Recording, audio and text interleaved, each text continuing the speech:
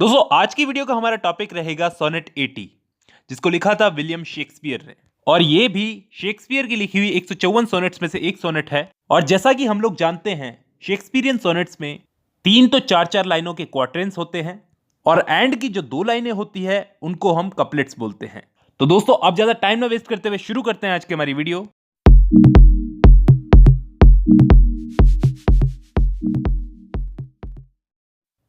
तो ये है हमारी पोएम की शुरुआती 4 लाइनें।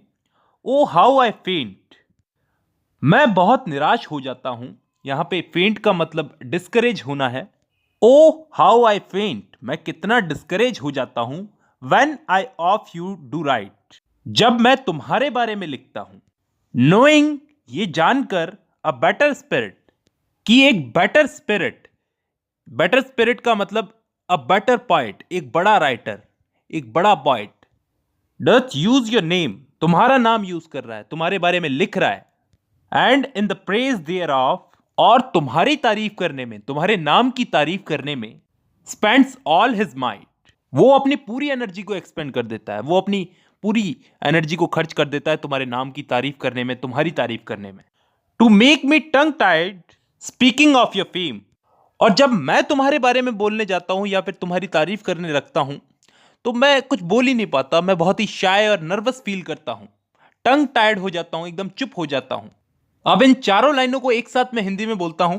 मैं बहुत डिस्करेज हो जाता हूं जब मैं तुम्हारे बारे में लिखता हूं, ये जानकर कि एक बहुत बड़ा कवि तुम्हारा नाम यूज कर रहा है, तुमसे, तुम्हारे नाम से इंस्पिरेशन ले रहा है, तुम्हारे बारे में लिख रहा है और तुम्हारी तारीफ में वो अपनी पूरी एनर्जी को खर्च कर देता है। और जब मैं तुम्हारी तारीफ करने जाता हूं तो मैं एकदम चुप हो जाता हूं ये चीज देखकर। आई होप आपको ये 4 लाइनें समझ में आई होगी। आगे बढ़ते हैं। But since your worth wide as the ocean is, लेकिन तुम्हारी वर्थ, तुम्हारी कीमत समुद्र जितनी बड़ी है। The humble as the proudest sail doth bear, और तुम्हारी वर्थ इतनी एबल है कि वो हम्बल और प्राउडेस्ट सेल, यानी कि एक छोटी सी नाव और एक बड़े से शिप दोनों को सपोर्ट कर सके। My saucy bark inferior far to his, my saucy bark का मतलब यह है मेरी छोटी सी नाव, इंफीरियर फार टू हिज, उसके जहाज के सामने बहुत ही छोटी है, बहुत ही हीन है। On your broad main doth wilfully appear, दोस्तों यहां पे ऑन योर ब्रॉड मेन का मतलब यह है खुला सा बड़ा सा समुद्र, और विलफुली का मतलब है जिद से, यानी कि स्टबनली। तो मेरी छोटी सी नाव जो बहुत ही हीन है, उसके बड़े से शिप के सामने वो आपके बड़े से समुद्र पर नजर डालती है।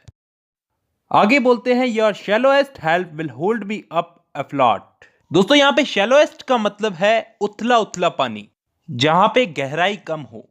तो तुम्हारा उथला हुआ पानी मुझे हेल्प करता है, मुझे बचाए रखता है। होल्ड मी अप अफ्लॉट, मेरी नाव को सीधा रखता है वो छिछला पानी, उथला पानी, ताकि मेरी नाव डूबे नहीं, मेरी छोटी सी नाव डूबे नहीं।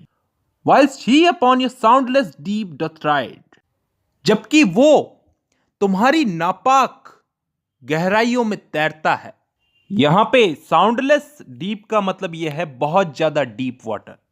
और being raked I am a worthless boat, और अगर मान लो एक हवा का झोंका आ जाए जिससे मैं बर्बाद हो जाऊं, बीइंग रैक्ड, तो I am a worthless boat, तो मेरी तो बोट वर्थलेस हो जाएगी। ही ऑफ अ टॉल बिल्डिंग, लेकिन वो एक लंबा जहाज है। एंड ऑफ गुडली प्राइड, जो कि एक गर्व की बात है। अब ये इस पोएम की लास्ट 2 लाइनें हैं जिन्हें हम कपलेट्स बोलते हैं, तो इसको गौर से सुनना।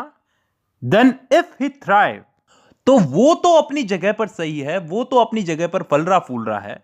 थ्राइव का मतलब यहां पे है फलना फूलना, यानी कि prosper. And I be cast away, जबकि मैं इस किनारे पर पड़ा हुआ हूं, एकदम बर्बाद सा। द वर्स्ट वॉज दिस, सबसे बुरी बात यह है, my love was my decay, कि मैं जो बर्बाद हुआ हूं वो तुम्हारे प्रेम में, मेरा प्रेम जो तुम्हारे लिए है। My love was my decay,